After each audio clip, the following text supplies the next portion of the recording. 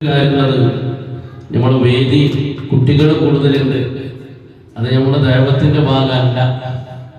ഞമ്മക്കൊക്കെ പിന്നെ മക്കളായി, അന്നൊക്കെ നമ്മൾ കുട്ടികളായിരുന്നു.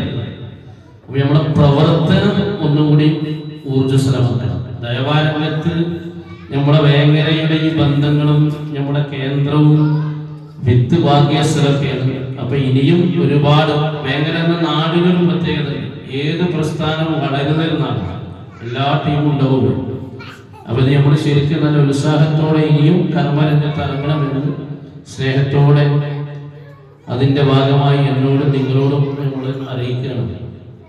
ഇൻഷാ അല്ലാഹ് പരിശുദ്ധമായ സുൽത്താനിയ റബീഉൽ ക്യാമിന്റെ ഭാഗമായി പല ഭാഗങ്ങളിലും അല്ലേ, നമ്മളെ UAE ഖത്തറിലൊക്കെ നല്ല വാശിയേറിയ ഹൗസ് മത്സരങ്ങൾ, സ്പോർട്സ് മത്സരങ്ങൾ.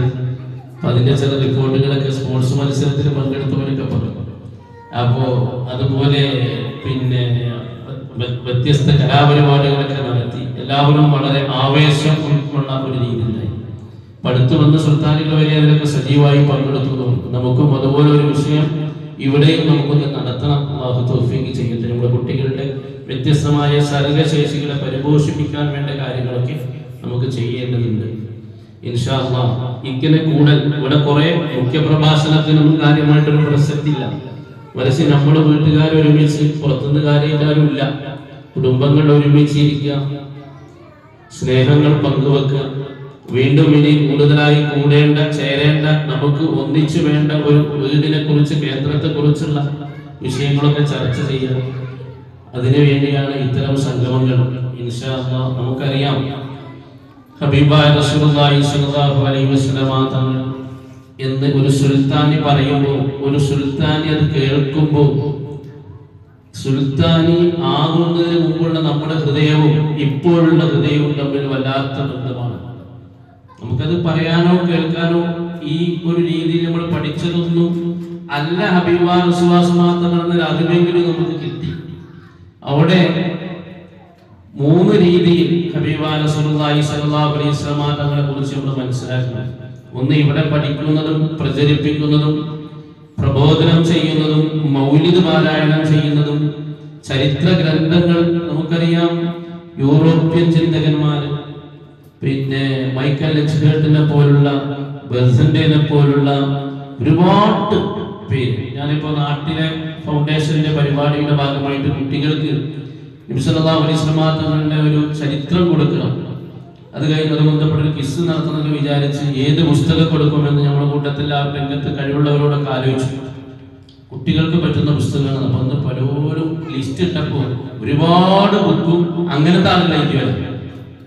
മുസ്ലിമല്ലാത്തവർ എഴുതിയ പുസ്തകങ്ങളാണ്, വലിയ ചരിത്രങ്ങൾ. അത് കുട്ടികൾക്ക് പറ്റൂല. അങ്ങനെ ഞങ്ങൾ മുഹമ്മദ് റസൂലുള്ളാഹി സമ്പൂർണ്ണ ക്വിസ് ചോദ്യോത്തര രീതിയിൽ തയ്യാറാക്കിയ ബുക്ക് കൊടുത്തു. ഇൻഷാ അല്ലാഹ് അതുമായി ബന്ധപ്പെട്ട പിന്നെ ക്വിസ് മത്സരങ്ങളൊക്കെ നടത്തി അവരത് വായിക്കാൻ വേണ്ടി പ്രോത്സാഹിപ്പിക്കും. ഞാൻ പറഞ്ഞ ആ എഴുത്തുകളൊക്കെ ബന്ധപ്പെട്ട് കിടക്കുന്നത് ശക്ൽ മുഹമ്മദിയുമായാണ്.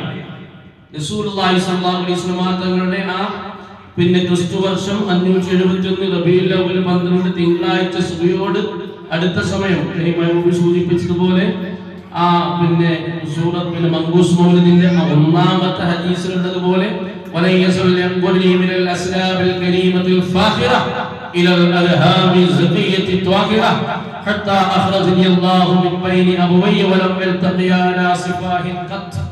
എന്ന് പറഞ്ഞതുപോലെ അന്ന് ജനിച്ച് 63ാമത്തെ വയസ്സിൽ ഈ ലോകത്തോട് വിട പറഞ്ഞ ഹബീബുള്ളാഹിനെ കുറിച്ചാണ് ഈ എഴുത്തുകളും ചരിത്രങ്ങളും ഒക്കെ നടക്കുന്നത്. അതെന്നെ പറഞ്ഞാൽ തീരൂല. ആ ജീവിതത്തിൽ തന്നെ നബി സല്ലല്ലാഹു അലൈഹി വസല്ലം തങ്ങളുടെ ഒരു അനക്കമോ രേഖപ്പെടുത്താതെ പോയിട്ടില്ല. ഈ സംവിധാനം ഇല്ലാതെ രേഖപ്പെടുത്തപ്പെട്ടി. അന്ന് ക്യാമറ സിസ്റ്റങ്ങളും റെക്കോർഡിംഗ് സിസ്റ്റങ്ങളും ഒന്നുമില്ലല്ലോ. ഒന്നുപോലും രേഖപ്പെടുത്തായിരുന്നില്ല.